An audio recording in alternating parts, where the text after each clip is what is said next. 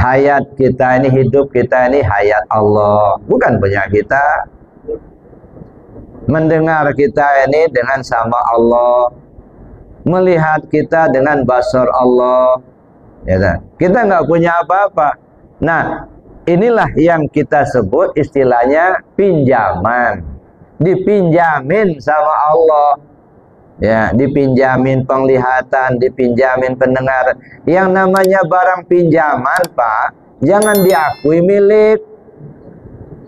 Ini udah jelas baru pinjaman, ngaku punya, begitu. Nah, ini bermasalah nanti.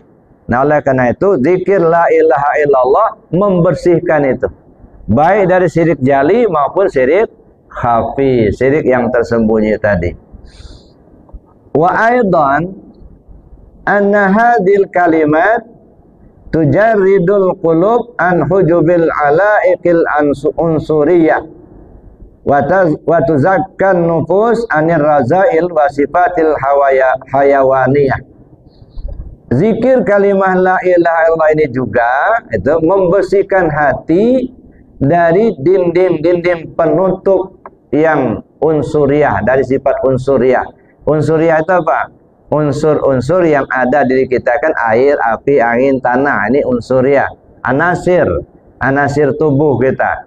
Nah, karena tubuh kita ini berasal daripada anasir yang 4 yang sifatnya nyata, maka dia punya keinginan untuk 4 ini juga. Ya.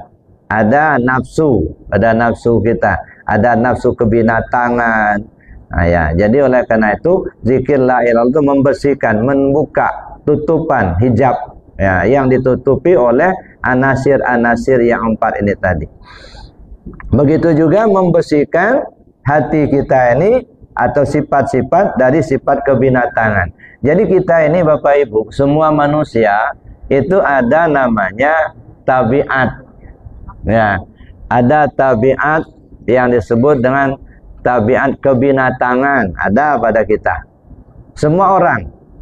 Makanya dari kecil itu ya dianjurkan supaya diakikahkan dulu.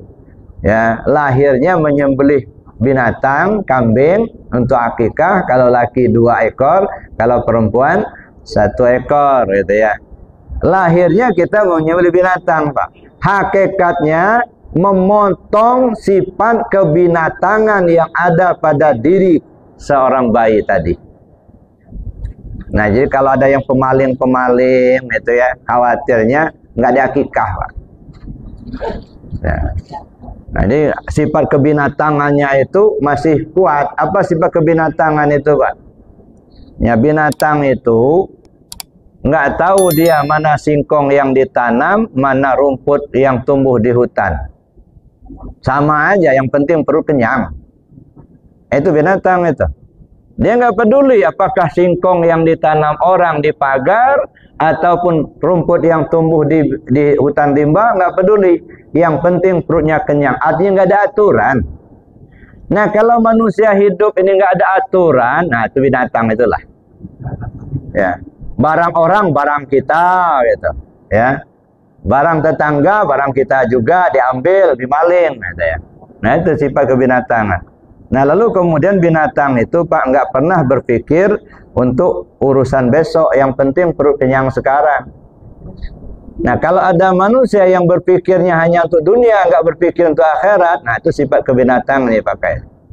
Ya, nggak peduli di akhirat nanti seperti apa. Yang penting ya kenyang sekarang. Nah, jangan sampai seperti itu. Jadi zikir dengan kalimat la ilaha illallah itu membersihkan hati kita dari sifat-sifat kebinatangan tadi. Wa takshifu dzakiraha 'ala dawam wasid. Jadi juga menyingkap ya, orang-orang yang berzikir itu untuk selalu ingat kepada Allah dan selalu berjalan di atas yang kebenaran. Ya, hatinya ikhlas, apa yang diucapkannya benar, yang diperbuatnya benar, gitu ya, terbimbing. Ya.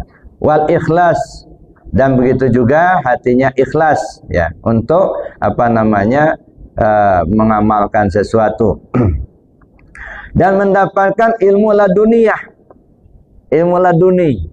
Dengan banyak kita berzikir kalimat la ilallah, Allah berikan ilmu laduni. Maksud ilmu laduni itu min ladun karahmah. Sesuatu yang Allah berikan kepada seorang hamba yang kadang-kadang kita juga nggak tahu gitu. Nggak pernah belajar gitu ya. Nah, tapi kita diberi Allah petunjuk. Artinya kita mendapatkan satu pengetahuan di luar kemampuan kita sendiri.